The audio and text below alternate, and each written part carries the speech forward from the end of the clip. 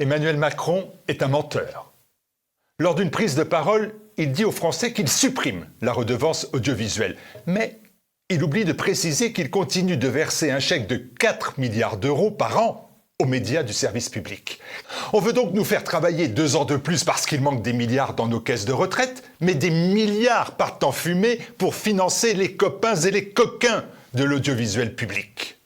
Les coquins, ce sont ceux qui dilapident notre argent. Ils se versent des salaires énormes, engagent des projets fous comme la plateforme vidéo Salto, vouée dès sa naissance à l'échec, et aucune sanction, notamment à l'égard de la présidente de France Télévisions, Delphine Ernotte. Les copains, ce sont ceux qui profitent de notre argent. Comment expliquer que le service public a donné de l'argent pour plus de la moitié des productions de Bernard-Henri Lévy, des centaines de milliers d'euros déversés en pure perte pour lui, mais aussi pour les documentaires de son épouse, mais aussi pour ceux de son principal associé. Pour TVL, nous n'avons pas l'argent de l'État et nous faisons face en ce mois de juin à une situation très compliquée. Un vrai coup dur avec l'explosion de nos factures d'électricité. Votre télévision voit passer sa facture de 15 000 à 100 000 euros. Une facture multipliée par 6. Alors, téléspectateurs et amis de TVL, bougez-vous, mobilisez-vous, financez TVL contre les menteurs. C'est la seule solution.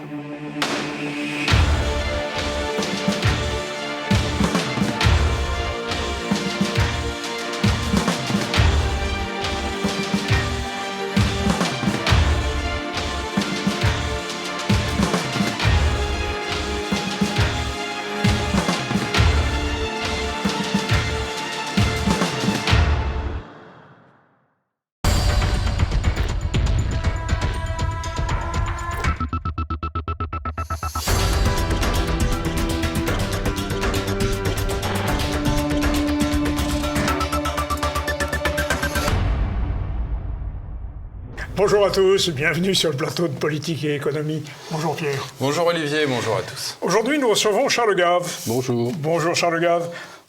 Nos téléspectateurs vous connaissent. J'imagine. Vous avez battu un record en leur compagnie au moment du déclancement de la guerre en Ukraine, puisque rien à voir avec moi et tout à l'heure avec le déclenchement de la guerre. 1 200 000 personnes vous ont suivi.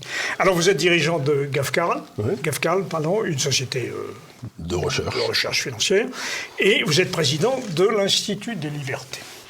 Vous venez de publier un article tout à fait intéressant, même si son titre est un peu sinistre, Oui. Entrer dans un trou noir. Et la première constatation que vous faites, c'est que, en réalité, nous sommes dans un monde totalement irrationnel. Ben oui.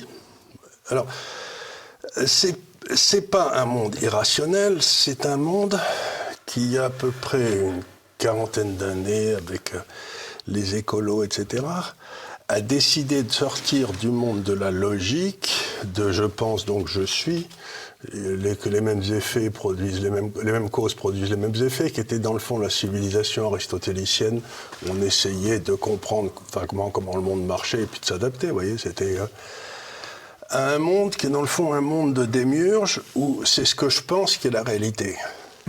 C'est-à-dire, dans le temps, on l'a pensé, c'était de penser la réalité pour pouvoir s'adapter.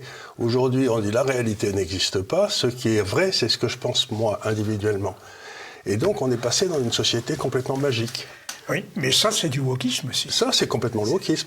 Et donc, par exemple, on peut dire que ce matin, je me suis réveillé, je me sentais assez féminin, quoi. J'étais d'un seul coup une femme. Vous voyez ce que je veux dire ? Et à partir du moment où je me sens une femme, personne n'a le droit de me dire que je ne suis pas une femme. Et Olivier de Lamarche suggérait qu'on puisse être une table ou une chaise aussi. Je me sens un peu table ce matin. Oui, on peut être, comme le dit un journaliste britannique assez célèbre, je me sens un pingouin homosexuel et je tiens à être considéré par tout le monde comme un pingouin homosexuel. Vous voyez ce que je veux dire ?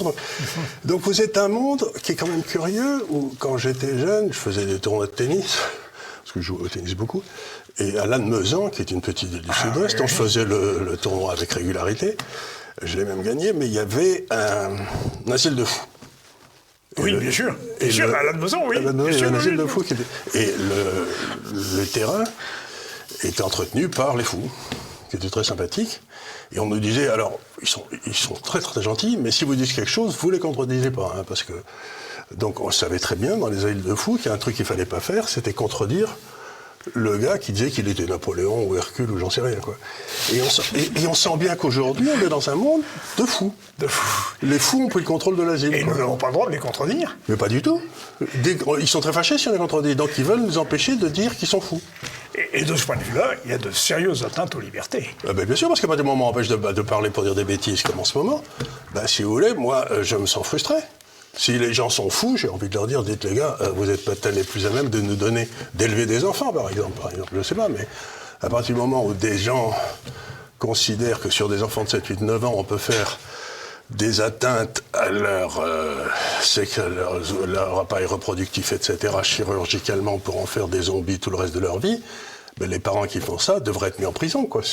On n'a pas le droit d'attenter à l'intégrité physique jusqu'à ce que le gars ait 20 ans. Lui, il peut décider de se foutre en l'air, mais on ne peut pas demander aux parents, on peut pas donner aux parents le droit de foutre en l'air leurs enfants, quoi. C'est absolument incroyable.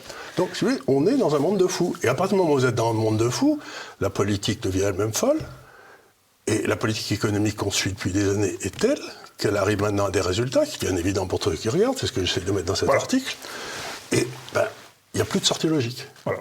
On est à un moment dans l'histoire, si vous voulez, où mon métier, c'est d'essayer de comprendre ce qui se passe et puis de voir un peu les portes de sortie éventuelles pour se faire le moins massacré possible. Eh bien, aujourd'hui, je ne vois plus de porte de sortie logique à la situation de la France. On va rentrer dans une période illogique, c'est-à-dire où plus personne ne respectera ni les lois, on va en période d'anomie totale. Voilà. Et qui se traduira économiquement par une récession. Qui se traduira par un monde très curieux. Qui se traduira à partir du moment où plus personne, par exemple, ne respecte ni les contrats ni la parole donnée. Pour l'État. Comment voulez-vous intégrer le temps dans votre fonction économique? Pour qu'une économie marche, il faut intégrer le temps. Oui, par exemple, avec des taux d'intérêt de marché, c'est à ça que ça sert, les taux d'intérêt de marché. Si les taux d'intérêt sont complètement bidons, s'ils ne représentent absolument aucune idée sauf le décrétin à Bercy, vous ne pouvez plus faire rentrer le temps dans l'économie. Et vous vous retrouvez dans une scène économique qui ne peut plus investir sur le long terme, qui ne peut plus prendre des décisions rationnelles. Regardez par exemple, le gouvernement français, enfin les gens qui nous gouvernent depuis 25 ans, ont foutu en l'air le secteur industriel dans lequel la France était dominante massivement, c'était le secteur énergie nucléaire. On contrôlait tout. Depuis la distribution avec l'EDF jusqu'à la recherche d'uranium, eh bien, ils ont foutu cela en 15 ans à cause d'une pensée magique qui s'appelle les écolos. Ouais. Et maintenant, on se retrouve, tout le monde pleure sur la désindustrialisation. Mais vous ne pouvez pas industrialiser avec des faits Carabas. Vous dites, Charles Gave, qu'il nous faut maintenant accepter que la France rentre en récession. Quelles vont en être les conséquences financières? C'est parce que je dis dans ce papier, j'ai dit on n'a aucune idée. Puisqu'aujourd'hui on a atteint un tel niveau d'endettement que je ne peux pas envisager une sortie, ce que j'appelle une sortie de marché. Où on montrait les taux, on ferait un truc ou un machin. On est beaucoup trop loin, quoi.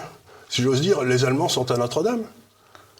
Oui, on a fait la ligne Maginot et les Allemands sont à Notre-Dame. Mais qu'est-ce qu'on fait à Notre-Dame? Je sais pas, on part pour Londres et on se met dans un micro et on se met à parler dans le micro. Qu'est-ce qu'on va faire d'autre? Est-ce qu'on peut encore penser que notre chef de l'État, Emmanuel Macron, cherche l'intérêt de la France? Mais non, ça c'est quelque chose j'ai beaucoup écrit aussi là-dessus, c'est quelque chose qui est très net. C'est que tous les gens qui sont au pouvoir, Johnson en Angleterre, Macron, l'Allemand, tous, le président américain, etc., c'est une erreur considérable de penser qu'ils cherchent le bien commun. Ils ont été mis au pouvoir par une espèce de clique criminelle qui a pris toute une série de pouvoirs partout dans le monde qu'elle ne mérite pas d'ailleurs, elle n'a pas été élue pour ça. Et ces gens-là gouvernent pour cette mafia, pour le compte de cette mafia, pour enrichir cette mafia. Le peuple, ils ont vraiment rien à foutre. Donc la première des choses qu'il faut dire aux gens, c'est qu'aujourd'hui, nous ne sommes plus gouvernés du tout par des gens qui cherchent le bien commun. Mais pas du tout. La mafia, c'est quoi? C'est Davos? On peut dire que c'est Davos? C'est un monde qui avait été très bien décrit par un écrivain américain qui s'appelait Huntington, qui avait fait dans son dernier livre, qui était tout à fait remarquable, qui s'appelait Qui sommes-nous, je crois, et dans lequel il décrivait la montée d'une espèce de classe hors sol qui avait été dans les mêmes universités, qui avait été partout ensemble, qui se voyait à Londres, qui se voyait à Saint-Tropez, qui se voyait dans les Hamptons, qui se voyait un peu partout. Et tous ces gens-là, en raison de la mondialisation qu'il y a eu, certains d'entre eux sont devenus immensément riches, et ils font l'erreur absolument monstrueuse de penser qu'avoir gagné de l'argent, ça veut dire qu'ils sont intelligents et capables de gérer le monde. Ça a strictement rien à voir. Ouais. Si vous voulez, Mon père, qui était l'homme le plus intelligent que j'ai rencontré de ma vie, il n'a jamais gagné un coup de sa vie, il s'en foutait. Il y avait quand même tout le monde, dans le monde entier, des tas de gens qui étaient puissamment intelligents, qui étaient dévolus au bien commun, tout ce que vous voulez, et qui, pour gagner de l'argent, c'était complètement... Superflu. Mais complètement superflu, c'est ça. Il y avait toute la haute fonction publique française, les Guillaume, etc. à l'époque, j'imagine qu'il est mort, je ne sais pas quand il est mort, mais il a dû mourir quelque part dans une petite ville du Sud avec 3 francs de sous, quoi. Il n'avait pas travaillé toute sa vie uniquement pour gagner de l'argent. Oui. Pierre Guillaume. Pierre Guillaume, c'était un type étonnant, quoi. C'était le patron du service secret français, il a créé l'industrie populaire française. Il y avait Philippe Lamour, il y avait toute une série. C'était des moines soldats. Ouais. Et puis ces moines soldats ont été remplacés, qui en général étaient des cornemines d'ailleurs, c'est-à-dire des polytechniciens cornemines, qui ont été remplacés par des inspecteurs des finances véreux, après l'arrivée de Giscard et de Mitterrand. Et surtout beaucoup plus nombreux dans les cabinets ministériels. Beaucoup plus nombreux dans les cabinets ministériels, et cherchant à s'enrichir, voilà. En pillant l'État français, on l'a bien vu dans l'affaire Alstom. Donc si vous voulez, aujourd'hui, il y a eu un remplacement qualitatif du monde de la haute administration. On peut dire ce qu'on veut, mais c'est dans le temps, la politique, ça a toujours été vaguement corrompu, ou même assez corrompu. Mais le monde des hauts fonctionnaires, à l'époque de mon grand-père, par exemple, ou de mon père, c'était un monde qui était quand même bien droit dans ses bottes, il n'y avait pas de problème. Oui. Et puis, depuis les années Giscard et les années Mitterrand, cette classe est devenue profondément corrompue, ce qui est une nouveauté en France. On a rarement eu la haute administration corrompue en France, qui était une des forces de la France. Et bien maintenant, c'est fini, on est aussi corrompus que les copains. Et alors, ils sont corrompus, mais ils sont paradoxalement hostiles à l'État, et partout, ils réduisent son influence. Ils ne réduisent pas son influence, ils créent des espèces de délégations de pouvoir que l'État leur accorde. Je ne sais pas, par exemple, pour faire des éoliennes, j'en sais rien. Oui. Mais ils se débrouillent pour prendre le pouvoir de l'État pour s'assurer qu'eux, ils ne perdront jamais d'argent. C'est ce qu'ils appellent le capitalisme de connivence. Donc, ils pillent l'État sans prendre de risques. En bon français, ça s'appelle du vol. Oui. Dans les années 2007-2012, le Premier ministre François Fillon nous avait dit qu'il était à la tête d'un pays en état de faillite. Pourquoi la faillite de la France prend-elle autant de temps pour se formaliser ? Pourquoi les Français ne se rendent-ils pas compte ? Il y a eu 2 choses, si vous voulez. D'abord, c'est ce que disait Oscar Wilde, quand le juge lui a demandé comment il s'était ruiné. Vous savez, il a été ruiné. Il avait répondu lentement au début et très vite à la fin. C'est-à-dire que la faillite, ça prend un temps fou. Par exemple, moi, j'avais fait un pari avec un de mes amis il y a 30 ou 40 ans. Je ne savais pas qui allait faire faillite en premier, si c'était le Venezuela ou Paname, qui était une société aérienne. Bon, ils ont fait faillite tous les deux, mais ça a pris 15 à 20 ans pour les faire sauter, les deux. Vous voyez ce que je veux dire ? Ça prend un temps fou. Parce qu'il y a toujours un truc à vendre, il y a toujours une institution internationale qui arrive, qui prête un peu d'argent. Ou la Banque centrale qui vient au secours. Voilà. Alors, ce qui s'est passé, c'est que nous, s'il n'y avait pas eu l'euro, nos taux d'intérêt auraient été à 7 ou à 10 assez rapidement. Donc la dette n'aurait pas pu croître dans les proportions. On n'aurait pas pu, parce que simplement, on aurait été bloqué. Mais là, on a mis les taux d'intérêt à 0 et ça a été acheté par la Banque Centrale Européenne. Ce qui était formellement interdit par les traités européens. La Banque Centrale Européenne n'avait pas le droit de financer les déficits budgétaires locaux. Oui, en aucun cas. Il y avait un artifice qui consistait à passer par les banques. Oui, on passait par les banques, mais en tout cas, la taille de son bilan, elle n'avait pas le droit de financer les déficits. Or, c'est ce qu'elle a fait. Et les traités européens et la Constitution allemande stipulent aussi qu'en aucun cas, par exemple, l'Allemagne ne peut garantir une dette qui ne soit pas celle de l'Allemagne elle-même. Ça a été fait quand même au moment du Covid. Donc le Covid a été très pratique parce qu'il a permis de dégager 400 ou 500 milliards d'euros qui ont été garantis par l'ensemble de l'Europe pour l'ensemble de l'Europe.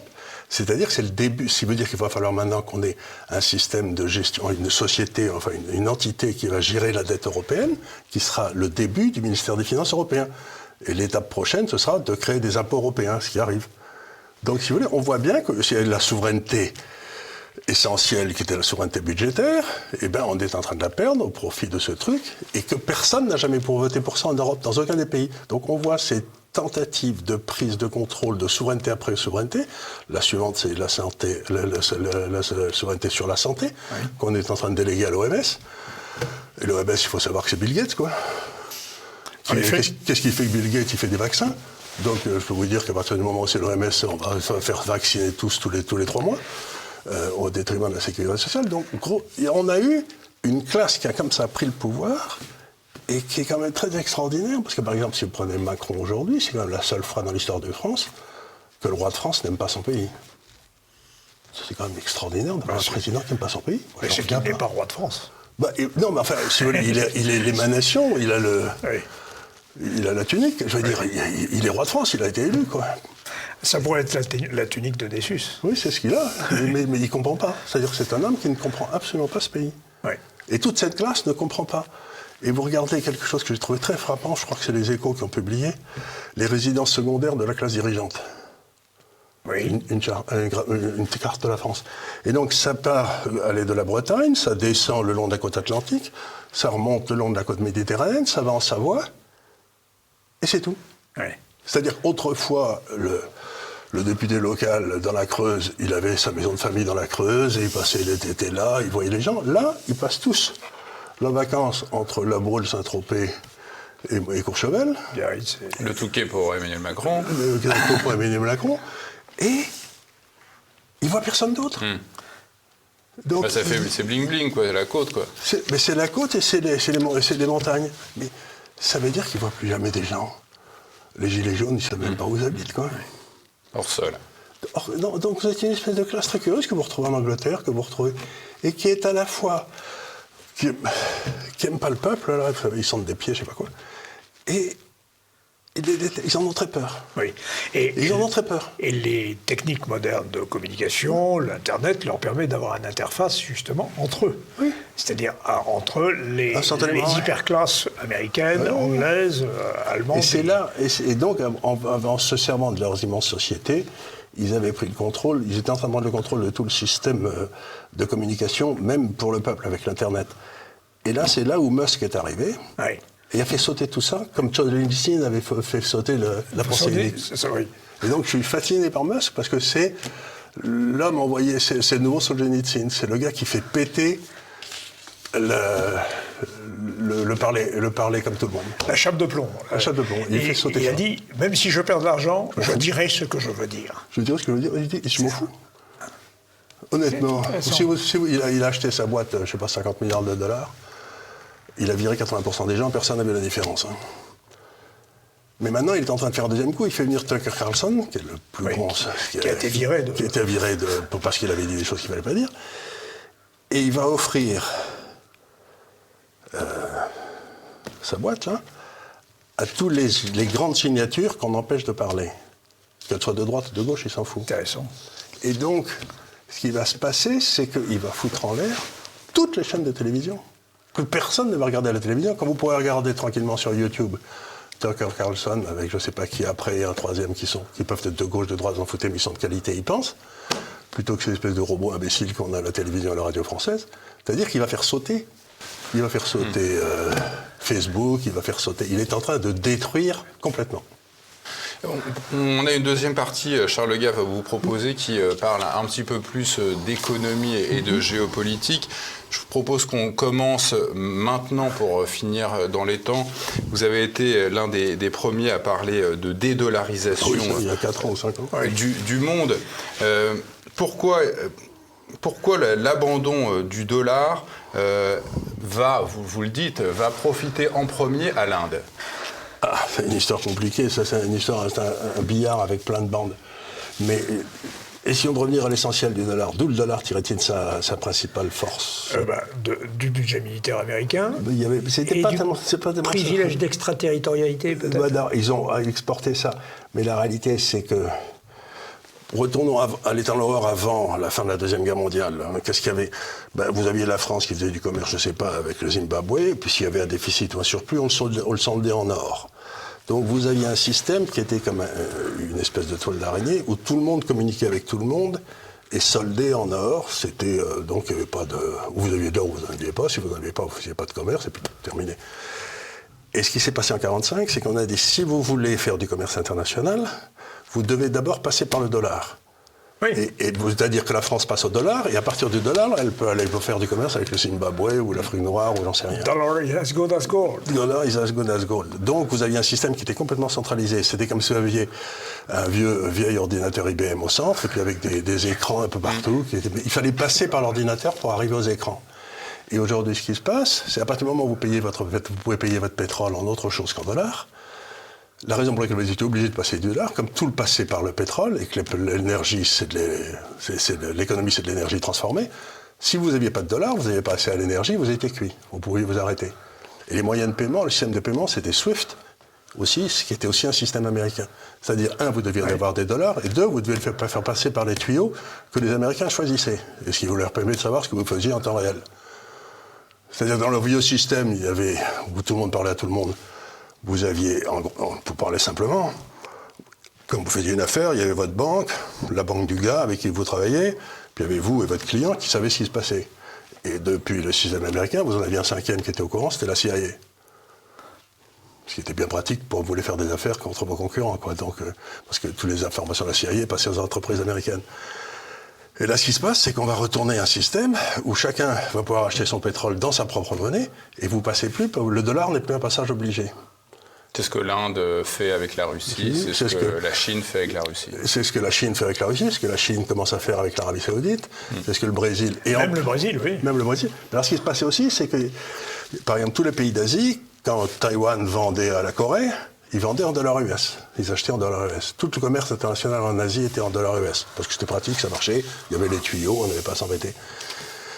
Mais maintenant, compte tenu du fait qu'ils peuvent vous interdire les tuyaux et qu'ils peuvent vous interdire d'aller vers le dollar, de servir du dollar comme ils l'ont fait à la Russie, si d'un seul coup les Américains vous aiment plus, ils disent « Ah ben non, moi vous ne servez plus du dollar et vous ne vous servez plus des tuyaux. Donc vous êtes cuits. » Donc ce qui veut dire que maintenant tous les pays doivent monter leur propre système d'échange dans leur monnaie de façon à ne pas se faire coincer par les États-Unis. C'est ce qu'ont fait les Russes en construisant un modèle alternatif à SWIFT, le modèle américain. Voilà, ils sont en train de le faire avec... Et on voit très bien ce qui est en train de se passer, c'est-à-dire dès ce moment où on se libère de la tyrannie du dollar pour acheter l'énergie, qui était quand même l'essence de leur pouvoir, ben, il n'y a plus grand-chose, parce qu'eux, ils n'ont pas grand-chose à vendre, si ce n'est justement vous tapez sur la figure si vous voulez sortir du dollar, parce que aussi bien Saddam Hussein que Kadhafi, quand ils ont voulu sortir du pétrole, ils ont eu une espérance de vie qui s'est rétrécie de façon extraordinaire. Alors, ou même la Poutine. Là, les Américains ont quand même fait une énorme erreur. Vous vous dites à un moment d'ailleurs que c'est un échec diplomatique épouvantable pour l'Amérique. Comment se fait-il qu'ils se soient à ce point trompés parce que finalement, ils se sont tirés une balle dans le pied. Ils se sont tirés une balle dans le pied, mais vous savez, regardez par exemple, dans l'histoire, vous êtes un spécialiste dans l'histoire, mais par exemple, le but de la diplomatie française pendant 3 siècles après Richelieu, c'était de se payer l'Autriche-Hongrie. Quand on a fait gagner la guerre de 14-18, à la place de réduire la Prusse, oui. On est allé se payer l'Autriche-Hongrie, et l'Autriche s'est retrouvée ayant diminué son territoire de 93%. Il ne restait plus rien. Donc on a détruit la puissance qui faisait l'équilibre entre la Russie et l'Allemagne. Oui. Et donc, si vous voulez, que les diplomates soient imbéciles, qui se trompent tout le temps, l'histoire en fait preuve, quoi, je veux dire. Mais est-ce que, en cas de dédollarisation accélérée et d'affaiblissement de la puissance elle-même, je dirais d'anarchie d'équilibre, enfin d'impossibilité d'équilibre mondial, même si je ne me satisfais pas de l'équilibre qu'assurent les Américains aujourd'hui. J'ai écrit un bouquin avec mon fils il y a 4-5 ans qui s'appelait The Clash of Empires, qui était en anglais, le clash des empires. Et il est tout à fait évident que la Chine travaille avec toute une série de pays autour d'elle pour avoir un système alternatif qui se met en place si le dollar n'est plus là, instantanément. Ils ont une banque mondiale, ils ont un FMI, ils ont un marché du pétrole en yuan à Shanghai.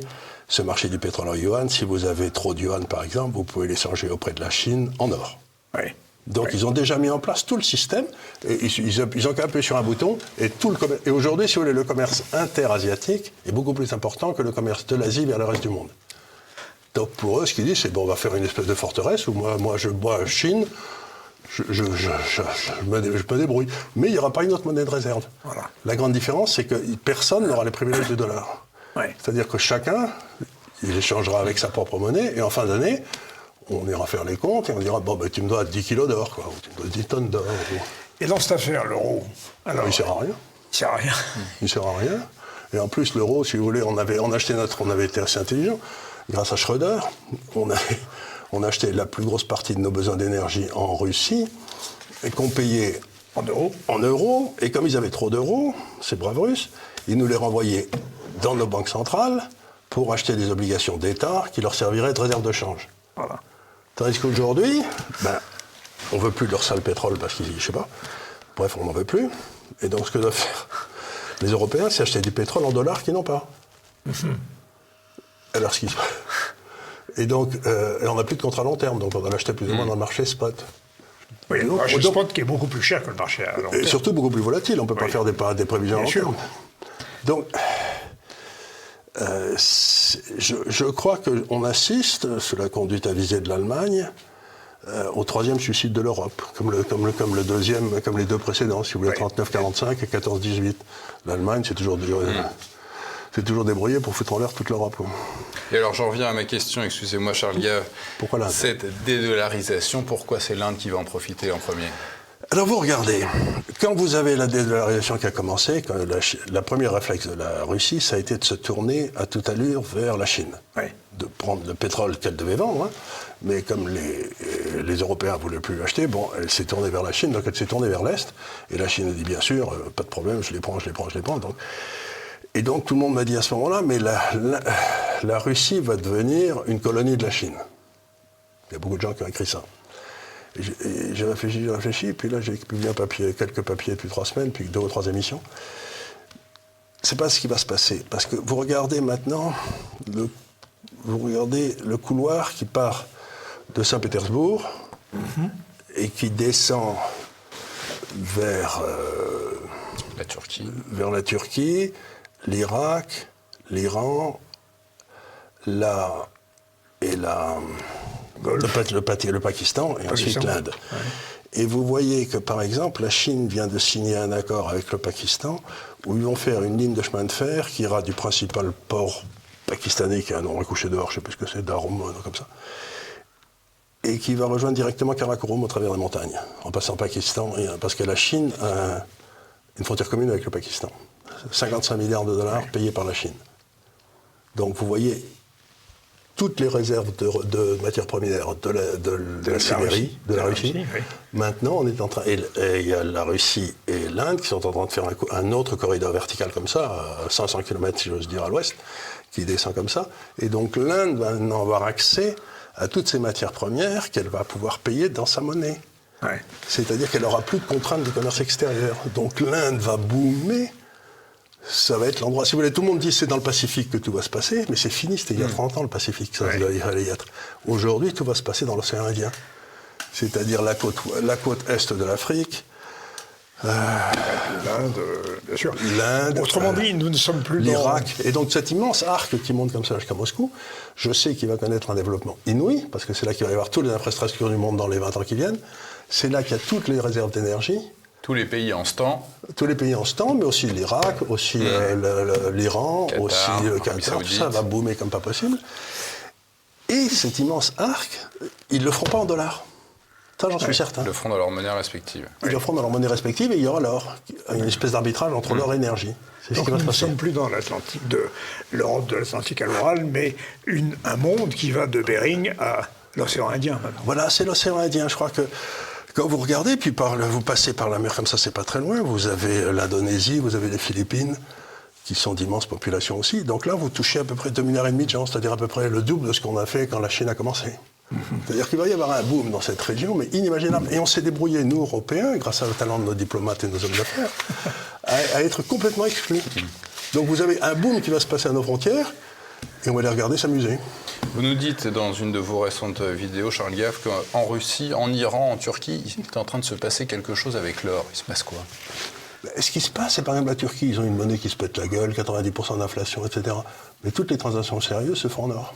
C'est un très gros pays qui utilise beaucoup l'or, la Turquie. Le marché de l'or à Istanbul ou Ankara est très élevé. Donc je ne pense pas qu'on va retourner vers l'or comme monnaie pour aller acheter votre baguette. Hein.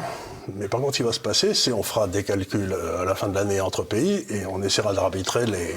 On servira de l'or pour solder les... Mais il est beaucoup trop bas pour solver toutes les trucs qu'il va falloir solder. Donc il va falloir qu'il monte un bon coup. Oui, mais la tendance est à la hausse. La tendance est à la hausse, mais pour l'instant, on sent bien que tout le monde freine dans tous les sens. Et c'est pas encore l'avantage ni de la Russie ni de la Chine que l'or pète à la hausse, parce qu'ils sont en train d'en acheter comme des fous. Oui. Donc ils aimeraient bien pas l'acheter trop cher.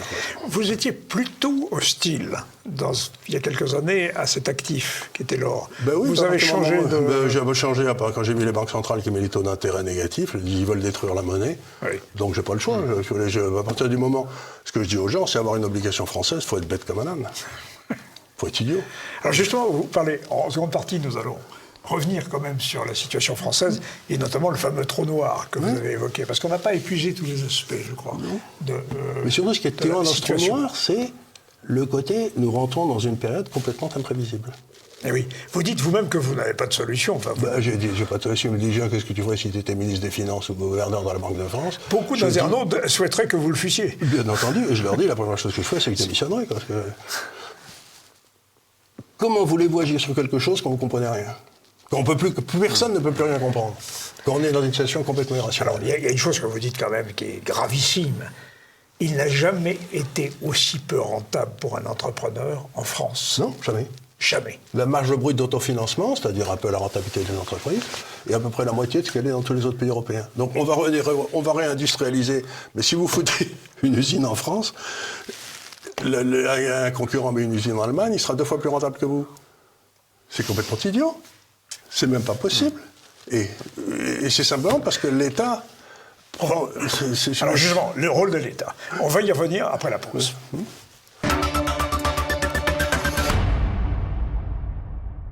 Alors Charles Gave, le trou noir, et vous dites vous-même que vous seriez ministre des Finances, vous démissionneriez. Cependant, vous avez quand même une analyse sur le rôle de l'État. On vient de voir que jamais, dans l'histoire économique de la France, il n'a été aussi peu rentable d'être entrepreneur en France. Absolument. Mais vous soulignez qu'il y a un droit de l'État, en effet, à la différence d'un certain nombre de pays. Oui, il y a un droit de l'État, puis il y a un droit pour les citoyens. Oui. Et ce n'est pas le même. Oui. Et vous dites... Qui s'appelle le droit administratif ou le droit civil. Ben voilà. Et vous dites, il ne peut pas y avoir deux droits dans un seul État. Non, il y en a toujours un qui prendra le pas sur l'autre. Et en France, c'est en particulier depuis la fin des années, mettons De Gaulle-Pompidou, où il y avait un certain respect historique du droit civil, eh bien, nous sommes dans un monde où le droit administratif est devenu supérieur au droit civil. C'est-à-dire que vous êtes un entrepreneur, vous prenez des décisions qui vont rapporter de l'argent dans 5, 10, 15 ou 20 ans, parce que vous avez le temps devant vous, et vous avez le droit de propriété qui est un droit constitutionnel. Mais si d'un seul coup on vous pique le droit de propriété parce que ça ne veut rien dire, parce que c'est pas dans l'air du temps, etc., mais ça veut dire que ça raccourcit votre temps, le temps où vous êtes prêt à perdre de l'argent avant d'en gagner. Vous voyez ce que je veux dire? C'est-à-dire que parce que dès que vous en gagnerez, vous savez bien qu'il va y avoir des crétins à l'Assemblée nationale qui vont se lever en disant que vous faites des profits insensés, etc. Donc, il faut absolument vous nationaliser ou vous piquer votre pognon. Eh bien, à partir de ce moment-là, le capitalisme ne peut plus fonctionner parce que le capitalisme, c'est dans le fond la propriété qui est étendue dans le temps grâce aux intérêts et aux droits de propriété. Mais à partir du moment où vous ne pouvez plus étendre dans le temps parce que le droit de propriété n'est plus respecté, ben, vous vous retrouvez dans un pays, si j'ose dire, un pays musulman, où il ne peut pas y avoir d'investissement à long terme. C'est-à-dire ce qu'on essaye de faire, c'est à partir du XIIe siècle, en Europe, on a développé quelque chose d'extraordinaire qui était l'épargne à long terme. On a appris à gérer de l'épargne à long terme, on a inventé les taux d'intérêt longs, on a inventé les fonds de pension, on a inventé les compagnies d'assurance, on a inventé les sociétés par action, tout ça c'était de l'épargne à long terme, et ça, en mettant les taux d'intérêt négatifs, etc., vous détruisez tout le stock d'épargne à long terme. Donc on va se retrouver sans épargne à long terme. Et donc on ne peut plus faire rentrer le temps dans l'économie, et donc on retourne à l'âge de pierre, quoi. Donc à partir du moment où vous refusez, et vous avez 2 prix dans l'économie qui sont très importants. Vous avez le prix du temps, qui sont les taux d'intérêt, et le taux de change, qui est le prix de la géographie. Oui, en effet, oui. Vous passez 2 axes, avec 2 axes, comme ça. Ben, si vous faussez le prix du temps, et si vous n'avez plus de prix de géographie, parce qu'on considère que les Allemands et les Français, c'est la même chose, alors que c'est pas vrai, eh ben, vous êtes dans un monde qui est, dans le fond, quand les bornes sont dépassées, il n'y a plus de limite, vous ne savez plus où vous êtes, vous ne pouvez plus prendre une décision, vous êtes foutu. Donc on a bâti un monde qui est extraordinairement hostile aux preneurs de risques et extraordinairement favorable aux suceurs de roues et aux passagers clandestins. Et on ne pense qu'à sauver les passagers clandestins. Ben, les passagers clandestins, dans le bon vieux temps, dans la marine royale, quand il y en avait à bord, on le foutait porte-bord et puis on ne pensait pas trop. Le passager clandestin, c'est le drame des sociétés actuelles. C'est-à-dire des gars qui sont là, qui ne travaillent pas et qui entendent avoir des revenus. Comme le dit un sociologue allemand qui m'a beaucoup amusé, anglais, parce que les Allemands, ils m'amusent rarement. On est dans ce qu'on appelle l'ineptocratie, où les gens les moins capables de gouverner sont élus par les gens les moins capables de travailler, et au détriment de ceux qui bossent, qui restent une minorité, donc ils se font toujours massacrer. Donc aujourd'hui, on est en ineptocratie. C'était un truc auquel n'avait pas pensé Aristote. En effet. On y est en plein. auquel il semblerait que M. Bruno Le Maire est Il est membre d'honneur. Il est membre à vie. Oui, c'est ça. Il a été nommé sénateur à vie de l'inhypocratie. Alors, pour revenir à ça, vous faites même une comparaison historique en disant, c'est intéressant d'ailleurs, Bernadotte est celui qui a établi en Suède les institutions démocratiques qui sont à l'origine de la Suède actuelle. Et la démocratie, il fonctionne. Au contraire, en vous France... savez où vous les avez piqués, ces trucs? C'est qu'il était berné. Ah oui, dans la tradition. Dans la tradition, il y avait le Parlement de Béarn, il y avait... Donc il les a filés aux Suédois. Ah, intéressant, là. Et nous, on a pris un bandit corse. Voilà, on a pris un bandit corse qui nous a fait le droit de l'État. Et le résultat... Et 3 millions de morts. Oui, 3 millions de morts. On s'étonne parfois du culte de Napoléon. Mais bon, ça... C'est une autre histoire, c'est un débat historique. Il nous a fait voir du pays à pied en Europe, ça c'est bien. Oui, et retour. Le retour. On était rentrés les vainqueurs et on est sortis à la fin. On était retournés aux frontières du roi de France et encore. Voilà, et puis nous avons un fleuve russe qui est quand même éponyme de bien des échecs. Oui, la Bérésina. La Bérésina, oui, c'est ce qu'on va connaître. Nous sommes dans la Bérésina. Nous sommes dans la Bérésina. Voilà qui n'est pas réjouissant. Non, mais est-ce que vous voulez dire, c'est ce qui m'étonne dans tout ce qui se passe, c'est à quel point tout ça est parfaitement compréhensible, parce qu'il suffit de faire une analyse très simple. Si les taux d'intérêt sont à 3 ou 4, et si le taux de croissance de l'économie est à 1, ben, si vous empruntez à 4 pour investir à 1, oui. À un moment, ça s'arrête. Les deux exponentielles, finalement... Oui. Or, ça fait 25 ans qu'on le fait, ou 30 ans qu'on le fait. Donc, n'importe qui, avec un tableau Excel, peut comprendre en 2 secondes que nous sommes dans une situation complètement insoutenable. Et ça fait 40 ou 50 ans que nos élites racontent que tout va bien, qu'ils ont la situation bien en main. Mais c'est même pas... Ça dépasse le mensonge, puisque ça arrive au niveau de l'imbécilité. Je sais bien que Einstein disait que la seule chose qui donnait une idée de l'infini, c'était l'imbécilité humaine, mais là, si vous voulez, on est quand même à des niveaux.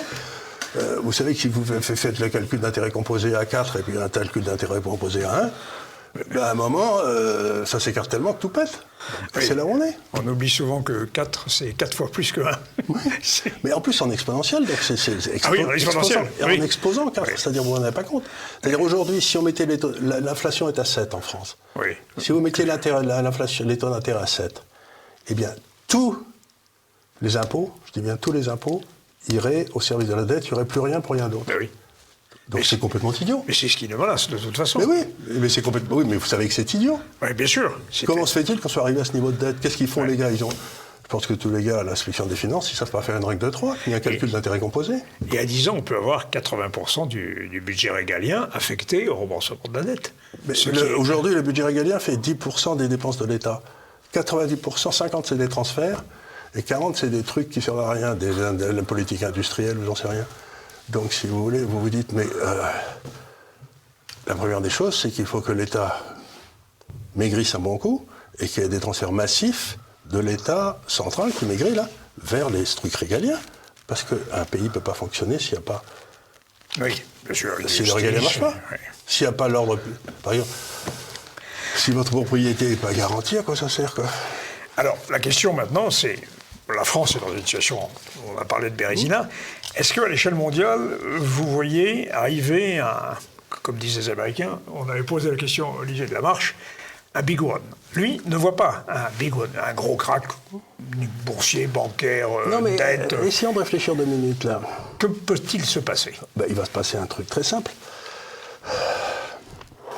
Aujourd'hui, quand vous prenez ce qu'on les anglo-saxons appellent le Old West, c'est-à-dire nous. Oui. Bon, le Old West, hein. Tous les Caucasiens, les Gwaïlos, oui. Nous. Aujourd'hui, on représente 45% du PIB mondial, oui. Contre 70% il y a 30 ans. Oui, en effet. Et avec un taux de croissance de 1% par an si tout va bien, et les 60% restants, les 55% restants, se passent en Asie, dans la zone Pacifique, et dans la zone de l'océan Indien, et en Amérique latine. Et le taux de croissance, là, est de 7 ou 8 ou 10% par an. Donc, aujourd'hui, 90% des valeurs financières cotées, actions ou obligations, sont en Asie. sont sur le Old West. Ah, oui, pardon. Oui, Sur le West. Et donc, qui est Ouest. c'est le Old West, c'est-à-dire, c'est nos affaires qui sont cotées, etc. Eux, ils ne sont pas encore cotés, ils ne sont pas arrivés au niveau de développement, ils n'ont pas de marché obligataire puisque personne ne leur a prêté de l'argent. Mais ce qui va se passer, c'est qu'aujourd'hui, comme on représente 90% du stock de richesse et qu'on est responsable que de 2% de la croissance et que les autres sont responsables de 80%, cette partie-là risque de s'écrouler. Parce qu'elle est totalement... Elle a été viciée par les transferts de capitaux qui arrivaient de la partie qui se développait pour mettre de l'argent de côté. Mais ce qui va se passer, c'est que si nos affaires ne payent plus de dividendes, s'arrêtent de croître, commencent à faire faillite, ce que je veux dire, c'est qu'il peut tout à fait y avoir un immense crack chez nous et un boom extraordinaire chez eux, à la fois. Mais vous verrez dans les marchés que l'immense crack, puisqu'il n'y a qu'eux qui sont cotés. Oui. Ce que je veux dire, c'est que si les obligations françaises, par exemple, aujourd'hui, l'Europe fait 20% du PIB mondial, allez, si vous voulez bien, et 60% des dépenses sociales. Oui. C'est pas jouable. Non. C'est pas jouable. Donc, les 20% du PIB vont être réduits à 4%. Mais tous nos marchés financiers sont branchés sur ces 20%. Oui. Si vous achetez un indice mondial des actions, il est à 90% dans le Old West. Oui, on a vu le PIB des BRICS, des pays du BRICS, dépasser celui du G7. Et aujourd'hui, les transactions à l'intérieur de l'Asie sont beaucoup plus fortes que les transactions de l'Asie vers le reste du monde. Ça, c'est très important, ça. C'est-à-dire qu'ils sont en train de dire, vous savez quoi ? Non, mais quand vous allez là-bas, dans ces pays-là, moi j'ai un associé qui est allé je crois que c'était au Qatar pour une grande réunion internationale qui était organisée par Al Jazeera, vous savez, ils étaient 500 ou 600, lui il était invité par le patron d'Al Jazeera, et bien ils étaient 5 ou 600, il y avait des Turcs, des Russes, des gars de l'Asie centrale, des Indiens, des Chinois, il y avait tout le monde. Il était le seul blanc invité, parce que ils nous disent, vous étiez pendant 500 ans là où il y avait l'esprit qui pensait, la logique, la force. Vous aviez les meilleurs scientifiques, les meilleurs militaires, vous aviez tout ça. Et depuis 30 ou 40 ans, vous êtes en train de péter les plombs complètement. Vous n'avez plus rien à nous apprendre.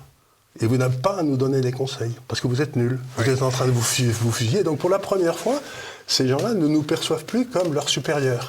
Voilà. Pendant 500 ans, on a été supérieurs. Chaque fois qu'on montrait les dents, ils se couchaient. Et maintenant, ils n'ont plus peur de nous et ils nous méprisent. Est-ce qu'on peut s'attendre désormais à un repli des États-Unis sur eux-mêmes ? Bien sûr. C'est ce qu'ils vont faire un jour. Ils vont un jour... Ils ont déjà commencé. Ils ont déjà commencé. Avec le... ils sont encore 1000 bases dans le pays, dans les militaires. Donc il va y avoir un repli militaire. Vous faites la calcul sur les États-Unis. Cette année, je crois qu'ils vont avoir 1000 milliards de dollars quasiment en service de la dette. Si les taux d'intérêt montent encore un peu, ça sera 2000 milliards. Et il va falloir qu'ils choisissent entre leur population et leur armée. Donc automatiquement, dès qu'ils vont fermer les bases, ils vont se replier sur le Canada, le Mexique, et voilà, c'est évident. Mais nous, on va rester... Parce que l'étape suivante, si Erdogan était réélu, c'est qu'il va... Ce qui est probable. Qu'est-ce qu'il va faire ? L'étape suivante, c'est qu'il va sortir de l'OTAN. Et à un moment où il est sorti de l'OTAN, quelle est la plus grosse armée en Europe ? La Pologne. Non, c'est la Russie. C'est la Russie. C'est la Turquie. C'est la Turquie. La Turquie, oui. Et alors, aujourd'hui, et puis les soldats turcs, c'est pas de la tarte, hein. C'est les meilleurs au monde, tout le monde le sait. Et donc, ça veut dire quoi ? Ça veut dire que l'Ouest va se retrouver avec les Américains qui sont partis, et 600 000 hommes d'armée en Turquie, et des millions de Turcs en Allemagne, partout. Donc, ils vont nous faire les gros yeux, et qu'est-ce qu'on va faire ? On va appeler Bérou ? Oui, pour nous défendre ? Sûrement, oui. On va se coucher ? Oui, bien sûr. Donc ça veut dire qu'on va devenir, l'avenir de l'Europe, c'est d'être une petite colonie de la Turquie. Avec la montée en puissance des BRICS... Ça vous fait plaisir ? Moyennement. Oui, mais c'est pas possible autrement.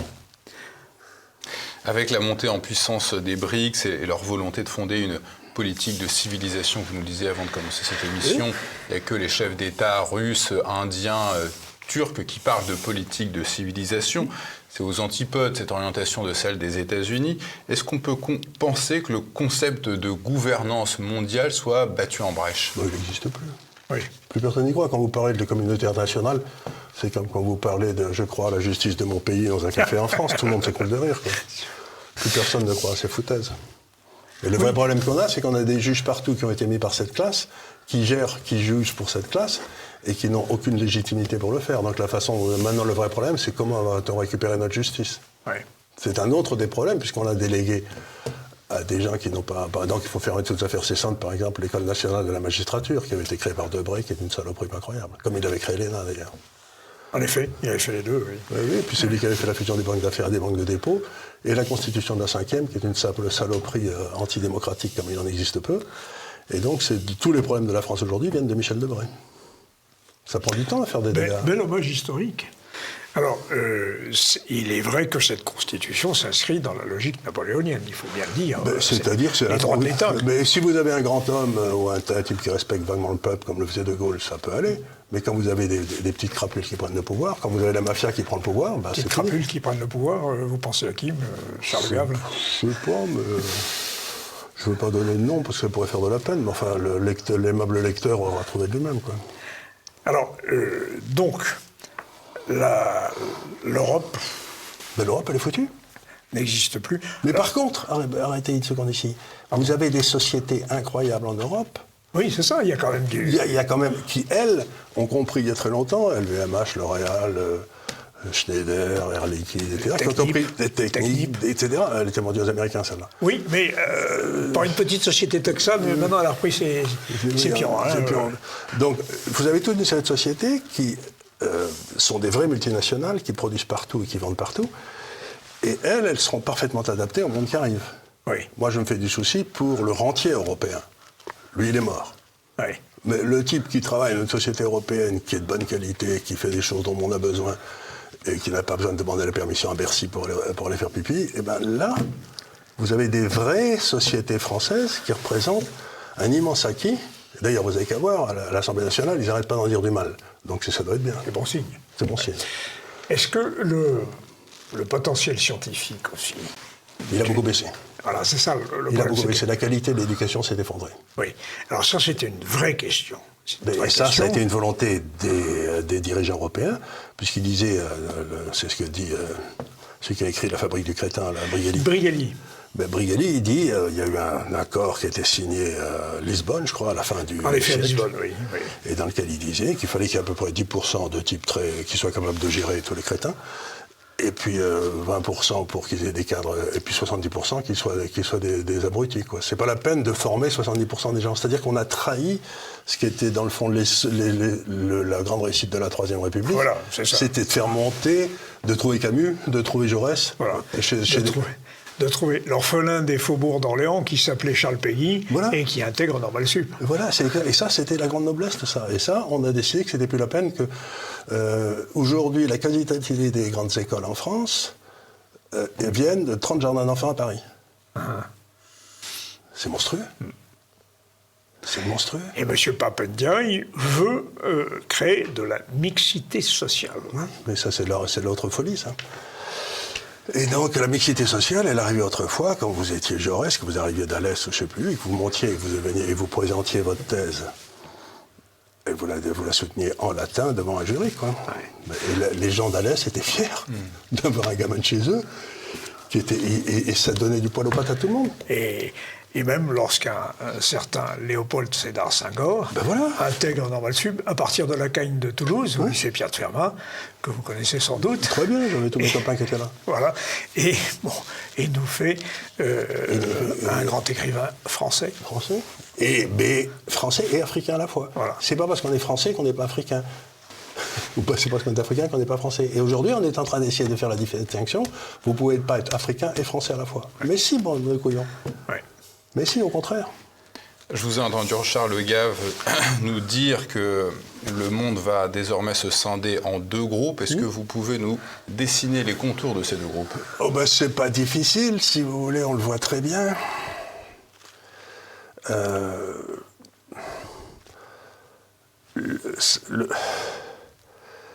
Vous avez, dans le fond, les anciennes puissances coloniales, auxquelles vous pouvez rajouter les États-Unis,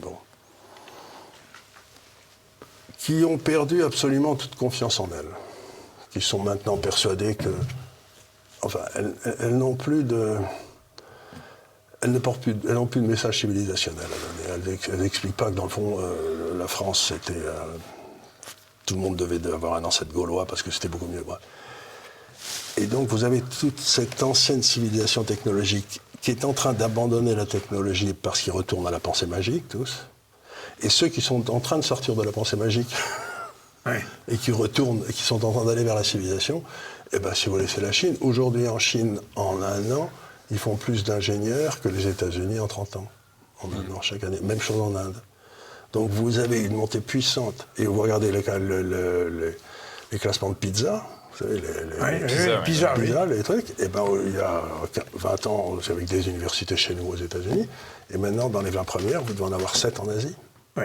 Donc on voit très bien le changement intellectuel se produire, c'est-à-dire que là où l'esprit se libère de toutes ces vieilles contraintes de bêtises, etc., c'est en Asie, c'est en Afrique, c'est en Amérique latine, et c'est en Inde, et là où l'esprit est en train de s'enténébrer à toute allure, c'est chez nous, donc c'est pas difficile de voir la frontière.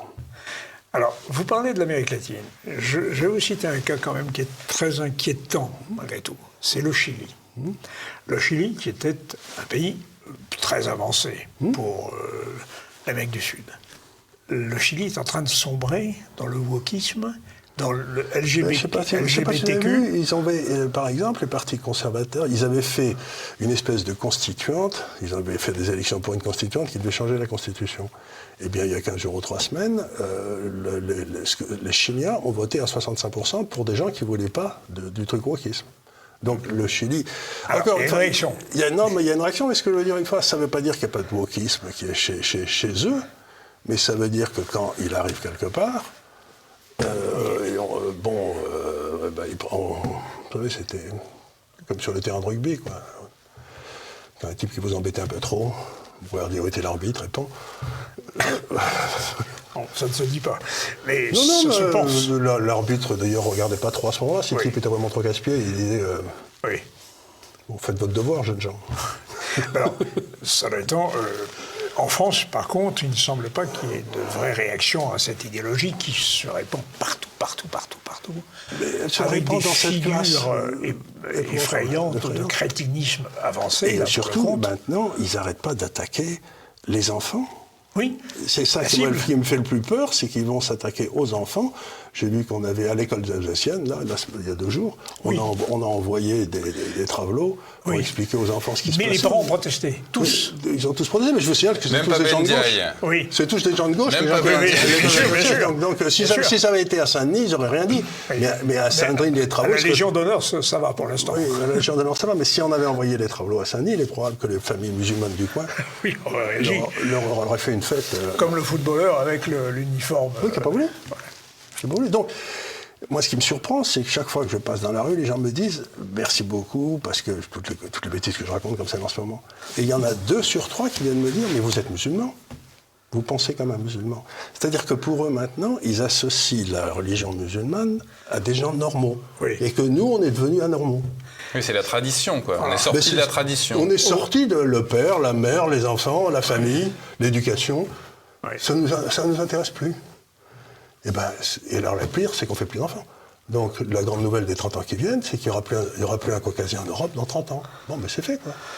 Je crois on n'existe plus, on est mort, c'est fini. Mais alors, en un mot, elle se résumait à quoi, notre tradition occidentale ? C'était un individualisme qui n'était pas de l'égoïsme fondé sur la compétence. Voilà, c'était ça. Le message de l'Évangile, c'était l'individualisme, et pas l'égoïsme, fondé sur la compétence, c'est-à-dire tu fais ce que tu dois faire le mieux que tu peux.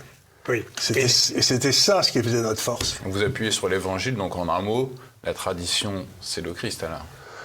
Mais c'est tout à fait évident, vous savez. Vous avez écrit un livre dans ce sens. Tout à fait, dans lequel j'expliquais que si vous lisez l'Évangile, il y avait 2 choses qui sortaient. La première, c'est que Dieu ne savait compter que jusqu'à 1. Il n'en avait rien à foutre, des groupes, de tout ça, il savait compter jusqu'à 1. Et deuxièmement, tous ceux qui prenaient des risques dans les évangiles, le fils prodigue, la femme adultère, n'importe qui, ça ne faisait rien s'il avait échoué.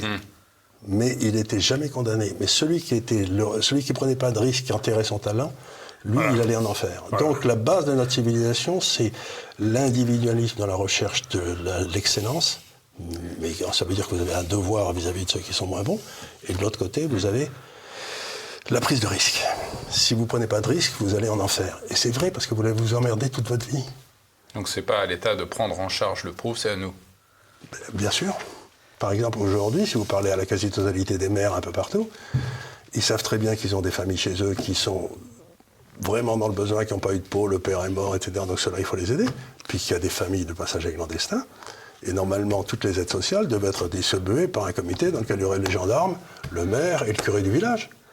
Parce que là, ils donneraient le pognon à ceux qui en ont vraiment besoin et pas aux branlotins. Or là, on le fait faire à Paris. Personne n'y comprend rien. Par exemple, il y a une ville qui est entre 4 départements dans le sud-est, là. Juste à la frontière de 4 départements. Et bien les types, ils ont 4 subventions. 4 subventions. 4 RSA ou je sais pas quoi. Parce que c'est tenu au niveau du gouvernemental, c'est pas centralisé. Et les budgets du RSA sont payés par les départements qui sont dans une situation très difficile sur le plan surtout qu'on leur a retiré budgétaire. On leur a retiré une grosse partie de la recette avec la fin de la taxe d'habitation. Donc, si vous voulez, j'ai eu une conversation avec un type que j'aime bien, qui s'appelle Isnar, qui est le maire de Cannes. Il dit c'est une sorte de fou. Il est très bien, ce gars-là. Ouais. Et il dit, je vois, il y a 30 ans, les hôpitaux étaient gérés par les élus locaux, les médecins locaux, et ça marchait le tonnerre de Dieu. Il y a Juppé qui est arrivé, qui a viré tous ces gens-là, qui a mis que des fonctionnaires. Et il n'y a plus un hôpital qui marche, mais il y a 35% de gens en plus qui remplissent des papiers, qui font des tampons. Il n'y a plus personne pour soigner les gens. L'ENARC est passé par là. L'ENARC, c'est là où passe l'ENARC, la compétence disparaît. C'est effrayant. Donc, ce qui se passe, c'est Attila. Exactement. Et ce qui se passe, c'est que quand vous regardez les notre civilisation, c'était la seule qui a été profondément individuelle, c'est-à-dire où le but c'était l'excellence pour chaque individu, alors que toutes les autres civilisations, c'est la survie de la tribu. Oui. Ou du groupe. Et on était les seuls. Et maintenant, on est en train de dire il faut faire survivre simplement les plus crétins. Ceux qui ont réussi, ils doivent être punis. Mais non. C'est du darwinisme à l'envers. On fait du darwinisme à l'envers. Mais regardez notre système fiscal, vous tapez sur le gars qui a gagné les 4 talents pour filer à celui qui n'a rien foutu avec un talent. C'est exactement le contraire. On fait du darwinisme pour la survie des diplodocus. Eh bien, nous allons connaître donc une Europe peuplée de diplodocus. Oui. Ou de jeunes qui ne viendront pas d'Europe. Ben voilà. Et on sait que le diplodocus, lorsqu'il était mordu à la queue, avant que l'influx arrive à son cerveau, il était déjà mangé. Il était déjà mangé, mais il s'en était pas rendu compte. Voilà. Mais si vous voulez, c'est extrêmement important parce qu'on voit que notre civilisation, et je vais finir ici, mais notre civilisation aujourd'hui, c'est une civilisation de la mort. C'est-à-dire, c'est l'euthanasie. Toutes les mesures prises par cette classe, c'est pour favoriser la non-existence ou la mort. Alors que notre civilisation, c'était la civilisation de la vie. Et donc, depuis 30 ans, 40 ans, on est passé d'une civilisation qui favorisait la vie à une civilisation qui traite la mort comme seul but. Une culture de mort. Une culture de mort. C'est ce que disait Jean-Paul II. Jean-Paul II, en effet. Eh bien, Charles Gave, merci. Merci pour ces excellentes réflexions. Et à très bientôt. Oui, comme vous voulez, mais... Et de même, nous disons à nos téléspectateurs à très bientôt aussi. Oui, merci Pierre. Merci. Et à la semaine prochaine.